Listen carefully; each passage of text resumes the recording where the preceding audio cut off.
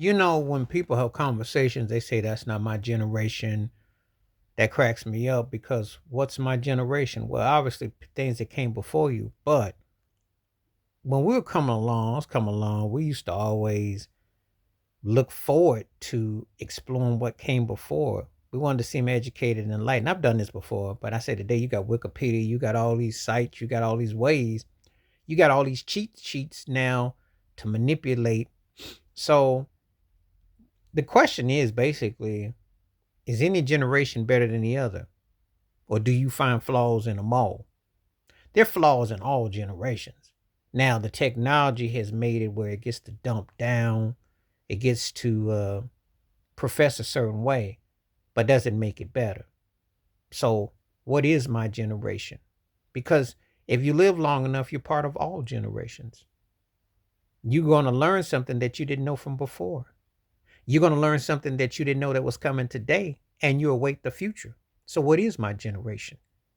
I think that to me, it's a cop out to always say, well, that was my generation. Because if you got ears, you got a mind, you got a soul, you might want to explore before you're so quick to say, you know, obviously there are things that happened hundreds of years ago that might not swing for you, but you'll be surprised how, be it music, be it themes, be it the way things are revealed, they have a tendency to pretty much speak to the modern lingo, believe it or not. And it really is what makes any generation that far removed, because believe it or not, people are quick to say that's not my generation or this or that, but yet they have selective vision about what they will adapt to, what they will. You could say that, but if you go into these school curriculums and these institutions, they imply the past. Think about it. If you have to salute a flag, or if you have to acknowledge whoever presidents or historical figures, well, you can't sit there and say, well, that's not my generation, because guess what? They will flunk your behind. So it cracks me up when people are so quick to say that, and they talk about how they like all kinds of music and stuff. Well, I said, well, did you like anything from 1965, 55, 45, 35, 25, 75, 85, 95? Gotta remember, before you're so quick to say, well, because every generation has its place. And so, what is my generation? Now, there are obviously things that from a modernizational standpoint that may come across kind of odd to you, and you may look at them with indifference. Does that mean that you can't understand the totality and understand what they are about? So, again, people are quick to say, that's not my generation. I don't do this. I don't do that.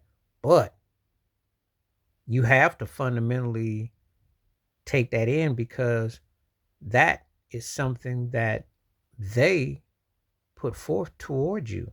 When you think about it, it's something that it is a reality. It is a reality. It's very much a reality.